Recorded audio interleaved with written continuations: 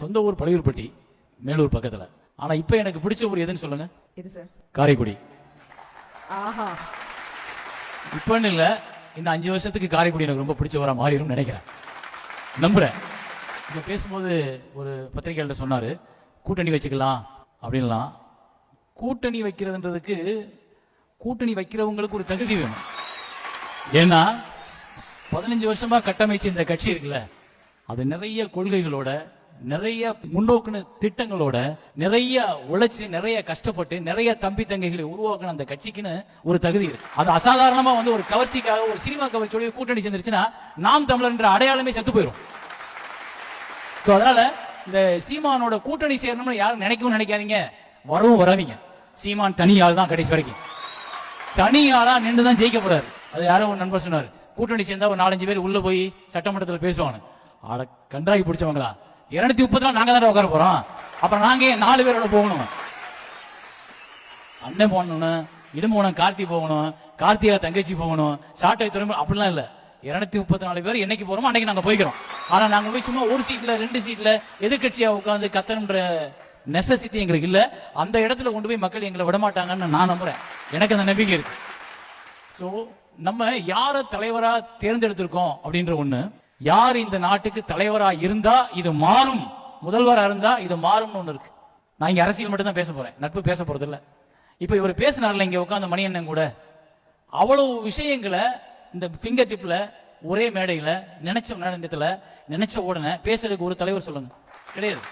அப்படி யாருக்கெல்லாம் பேசுறதுக்கு உடனே தோணி, உடனே யோசிச்சு, உடனே அடுத்த நிகழ்வுக்கு, அடுத்த விஷயத்துக்கு, கட்டமைப்புக்கு, அடுத்த அதிகாரத்திற்கு என்ன சொல்லணும்னு யோசிக்கிறாங்களோ அவங்களாலதான் இந்த தமிழ்நாடு மாற்றம் உருவாகும். இல்லாட்டி இவங்க கூட்டணி, தொகுதி பங்கீடு, இலவசம், எவ்வளவு நன்கொடை, எவ்வளவு வந்து எலெக்ஷனுக்கு சீட்டு கட்ட பணம் கட்ட போறோம், இதைத்தான் பேச போறாங்க. பட் இவங்களோட வரைவுன்னு ஒண்ணு இருக்கு, திட்ட வரைவு. அந்த திட்ட வரைவு நீங்க படிச்சு பார்த்தீங்கன்னா தெரியும். எங்களோட தொழிலுக்கு சிந்தனை வேற.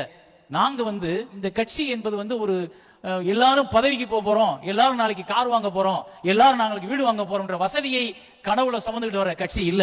இங்க எல்லா மக்களுக்குமான விடுதலையை வாங்கி கொடுக்க போற கட்சியா இது இருக்கிறதுனால இங்க பேசுறதுக்கும், தனியா கூட வர்றதுக்கும், கூட சேர்றதுக்கும் ஒரு தகுதி இருக்கு. அந்த தகுதியை மற்றவர்களுக்கு இல்லைன்னு தான் நான் நினைக்கிறேன். அவங்க எல்லாம் அரசியலை வியாபாரம் நடத்துறாங்க, இவங்க அரசியலை வாழ்க்கையா பாக்குறாங்க. எங்களோட வாழ்க்கை இது, எங்களோட விடுதலை இது. அந்த விடுதலைக்கு போகும் பொழுது என்னோட சேர்ந்து நிக்கிறதுக்குன்னு ஒரு திராணி வேணும், ஒரு தைரியம் வேணும். என்னை என்ன செஞ்சாலும் பரவாயில்லடா, நீ என்னை தூக்கி எங்க அடிச்சாலும் நான் விழுந்தாலும் என் தம்பி வந்து நிப்பான்னு அவர் சொல்றாருல்ல, அப்படித்தான் அத்தனை தம்பிகளும். அதனால இங்க வந்து சீமான் அப்படின்ற ஒரு அரசியலை புரிந்து கொள்வதற்கே முதல்ல நீங்க நிறைய யோசிக்கணும். அவர் வெறும் காமெடிக்காக வாய்க்கத்தை பேசுறான்றது இல்ல, அந்த அரசியலை புரிஞ்சுக்கிறதுக்கு நமக்கு ஒரு ஞானம் வேணும். ஏன்னா அதுக்குள்ள அவ்வளவு கிடக்கு.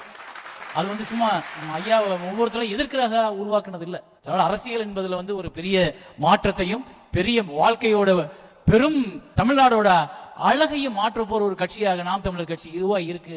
அது நாளை அரசாலும், நாளை உருவாகும், எல்லாரும் இருப்பாங்க. அப்படித்தான் ஒரு கவர்மெண்ட் ஃபார்ம் ஆக போகுது. அந்த அரசாங்கம் இந்த மக்களை எல்லா நேரங்களும் நிம்மதியாக, சந்தோஷமாக, பெரும் கவலைகளை எல்லாம் துவர்ந்து அழகான ஒரு வாழ்க்கையில் கொண்டு போய் உட்கார வைக்க போகுது அப்படின்னு நான் நினைக்கிறேன், என்னோட பார்வையில். ஆனா அன்னையிலிருந்து இன்னைக்கு வரைக்கும் நிறைய மன வருத்தங்கள் வரும், நிறைய பிரச்சனைகள் வரும். ஆனா எந்த காலகட்டத்திலையும் யாரையுமே விட்டு கொடுக்காத ஒரு நல்ல மனசு சீமானுக்கு உண்டு. ஏன்னா நம்ம பிரச்சனையே இருந்தா கூட சரிடா தம்பி வாடா அப்படின்னு கூட்டு போற ஒரு பக்குவம், எவ்வளவு இக்கட்டுல இருந்தா கூட வந்து நின்று அந்த பிரச்சனையை சால்வ் பண்ணிட்டு கூட கொண்டு போய் வீட்டுல விட்டுட்டு போற பக்குவம். கடைசி வரைக்கும் நான் எதிரான கருத்து பேசுவேன், இல்ல கட்சியிலே எதிரானவர்கள் நிறைய பேர் கருத்து பேசுவாங்க, ஆனா அவங்கள கூட அண்ணன், அக்கா, தம்பி, தங்கச்சி, அப்பா பேசும்போது அப்படித்தான் பேசுவார். சோ அந்த பண்பே ஒரு நல்ல மகனுக்கான, நல்ல தலைவனுக்கான ஒரு அடையாளமா நம்ம பார்க்க முடியுது. குறிக்கோள் வேற, கொள்கைகள் வேறையா இருக்கலாம், ஆனா ரத்த சம்பந்தம் நம்ம எல்லாரும் உறவுகள் தான். அந்த உறவுகளை உறவுகளா பாக்குறதும், ஆனா நீ ஆள்ற முறையில பிரச்சனை இருக்கு, அதனால நாங்க வேற ஆட்சிக்கு வரோம்னு சொல்லி அங்க தனியா வந்ததான் எங்களோட சித்தாந்தம். சோ அந்த சித்தாந்தத்துல இவ்வளவு தம்பிகள், இவ்வளவு தங்கைகள் இணைந்து இன்னைக்கு 117+117 அப்படின்ற இடம் வந்து எத்தனை பேர் செஞ்சிருக்காங்கன்ற ஒன்று இருக்குல்ல. இன்னைக்கு நீங்க பாருங்க, சீமானனை தாண்டி அத்தனை தங்கைகளும் பிரமாதமா பேசுறாங்க, அத்தனை தம்பிகளும் பிரமாதமா பேசுறாங்க.